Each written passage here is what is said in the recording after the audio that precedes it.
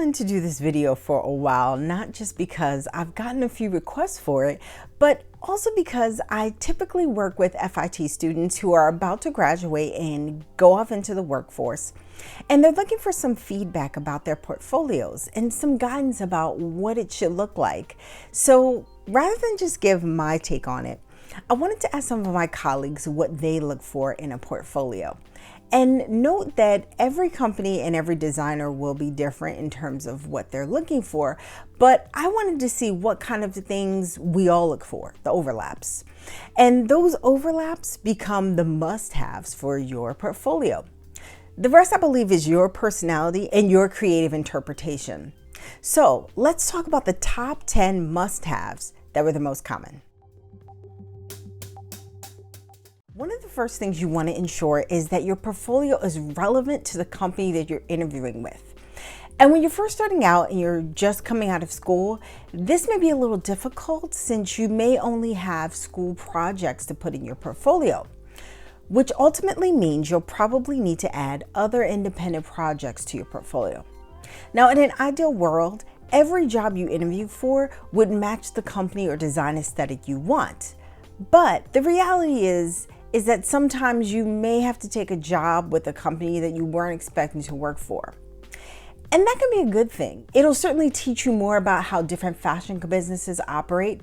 But what it also means in terms of your portfolio is that you may have to have multiple versions that you swap out depending on the company you're interviewing with. You might have some more high-end conceptual projects for designer or bridge companies you interview with, and then you may have more wearable designs filled with more tech and business-related items like CADs or line sheets, etc., for mass market or ready-to-wear companies you see.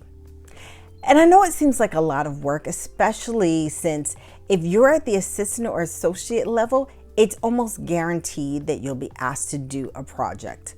But people really can't make that determination of your fitness as a designer unless they see that you can design for their market. It sounds crazy, but it's true. So if you're interviewing for a position at Target for a swimwear assistant, you might not want to show them your project that was filled with haute couture ball gowns. And if you really feel like you just have to show that because it's so good, make sure you have plenty of other wearable, price-conscious, preferably swimwear items or something similar to it to show as well. If you're a fan of Project Runway, you've probably heard Heidi say it over and over again. Cohesion, cohesion, cohesion. And there's good reason for it. It's great if you have a lot of ideas, but you don't need to show them all at once. Make sure that your portfolio tells a story. Even if there's several short stories, each collection should be cohesive from concept to execution. Which brings me to my next point. Part of what interviewers want to see is the journey. How did you arrive at that collection? What made you decide to create those design lines or use that particular fabric? And that includes a mood board, so be sure to show that as well for your collection. People also do want to see your thought process. And so those rough sketches, your doodles where you drew arrows and made notes, add those in. Some people will show them as a separate sketch or idea book, and that's cool too. But find some way of showing that so the person interested in hiring you knows, one, how you do what you do, and two, that you're the one who did it. You could easily be jacking someone else's designs. Sad, but it happens. Some sense of putting color together and choosing seasonal or directional color is really helpful. And also, what type of fabric choices are you making? And that you understand the differences in how different types of fabrications react with different types of designs. And this, of course, comes through in your sketches, not just how you illustrate something on a fashion illustration, but also when you do a flat sketch. Based on the design, if you've designed something very form-fitting without darts and you're telling me the fabric is a woven and not even a stretch woven, which usually still needs darts, I'm going to be giving you the side eye and wondering if you really understand fabric. Whether I agree with your design aesthetic or not, if I'm hiring you, I want to know that you have one. And as an assistant, you're probably not adding your 2 cents much to anything that's being designed. But when you're called upon, or if you stay and you're groomed to move up to associate or senior design level, your manager needs to know that you're going to be able to bring your distinct design point of view to the table. So make sure you have one before you go to your interview in case you're ever asked about it. It was interesting that this came up several times among the people I interviewed, and it makes sense. You spend quite a bit of time at work, and in the fashion industry, designers tend to work very long hours. It's bad enough you're at work over 8 hours a day. The last thing you want is to be trapped there with a jerk or someone you can't stand. One designer said, hard design skills can be taught, but character cannot. So make sure you bring yourself to the interview so that they're aware of who they're working with. And this is also one of the moments I say you're interviewing as well. Make sure you feel you can work with the designer. If you're getting bad vibes from them during the interview, just imagine what you'll get 5 days a week, 8+ hours a day. Now, this should be a no-brainer. Your portfolio shouldn't look like a mashup, or should I say a mishmash of things. You may have a few collections in your portfolio, but it shouldn't look like you just threw a bunch of things together. And this is also when editing becomes important as well. Don't just put stuff in your portfolio because you got it.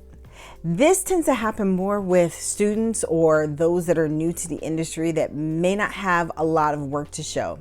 Remember, your portfolio should be a representation of your best work, not just whatever you got.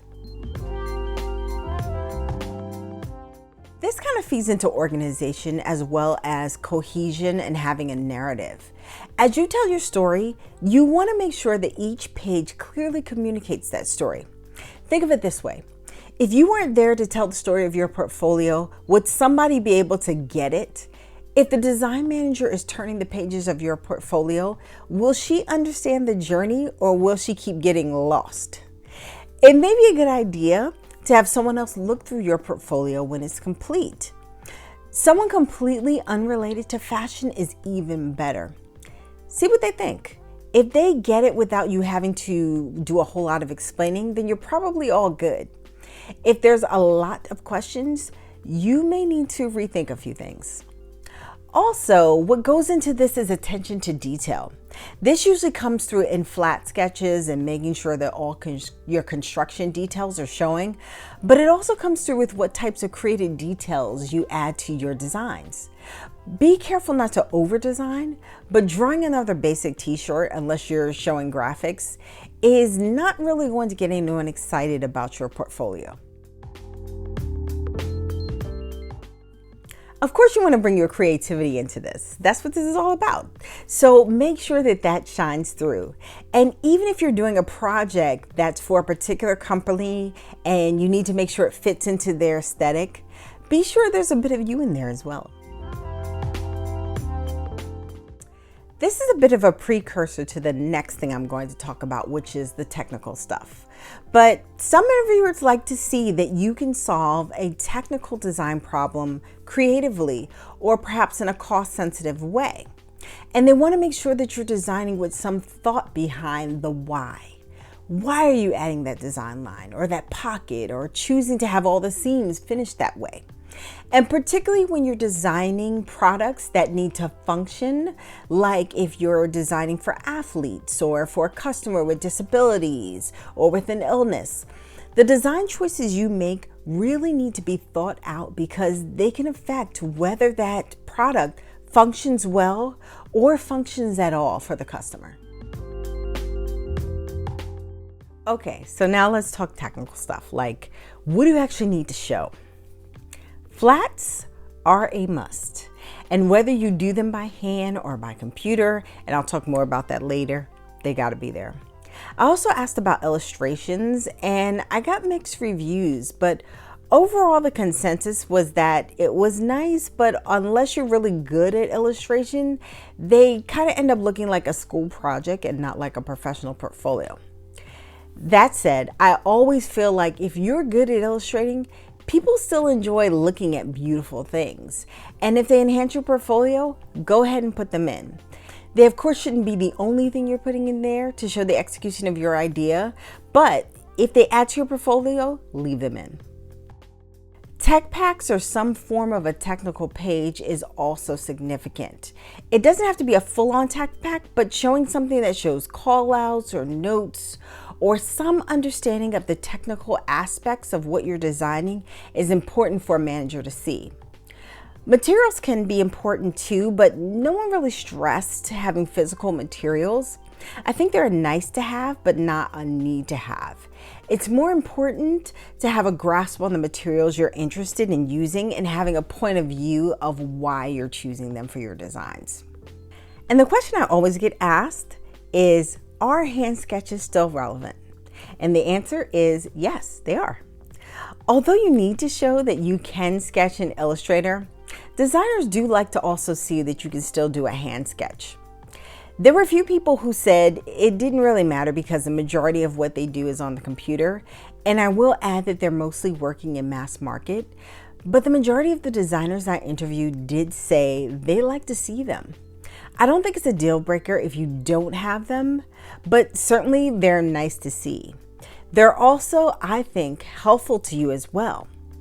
Case in point, when I was working for Gap, we did presentations for the design manager, the design director, and then ultimately the EVP, the executive vice president. There were a lot of styles that got dropped between presenting to the design manager and the EVP. It was a lot easier to crank out 50 hand sketches and get approval first and then spend the time drawing them in Illustrator than spending the time drawing them all in Illustrator and then half of them dropping. So if you have the skill, show it. And know that it can definitely be an asset and time saver down the road. The last note I want to suggest to you is to edit. When I was in school, it was suggested that your portfolio be limited to 20 to 25 pages and that it be your best work. You figure one collection can easily be 6 pages if you're showing initial ideas, a concept board, a color board, pages of you working through your thought process, and then the collection. So ideally, maybe 3 to 4 collections, and you might mix in some one-offs. Now, this advice was given to me during a time where people also had higher attention spans. You're now dealing with people whose attention spans are much lower, even when your interview is all they're supposed to be doing. My point is to make sure your portfolio isn't overloaded with stuff. You may have much more than just 3 or 4 collections you want to show, but you have to edit yourself so that your portfolio doesn't end up looking like the kitchen sink. You need to be able to grab that interviewer's attention from page 1 and wow them through the end. And if there's too much stuff and it's all over the place, you run the risk of someone losing interest. So my last tip, edit. Thanks for watching today's video. I've got some great online digital design classes, both live and pre-recorded, as well as some freebies that you can take advantage of. So check the links in the description for more information. Don't forget to like, comment, subscribe, and share this video if you found it helpful. Have a fantastic day, and I'll see you next time.